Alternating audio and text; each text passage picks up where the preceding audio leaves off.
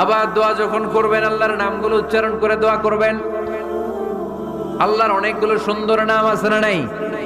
ইন্না লিল্লাহি 99 ইসমা, আল্লাহর রয়েছে 99টা সুন্দর সুন্দর নাম।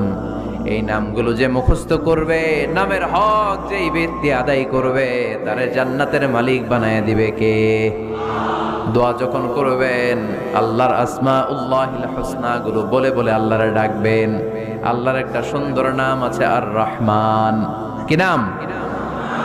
এজন্য দোয়ার শুরুতে তারা ডাকেন, বলেন ইয়া রহমান, ইয়া রহিম, ইয়া গফুর, ইয়া গফফার, ইয়া সত্তার, ইয়া জব্বার।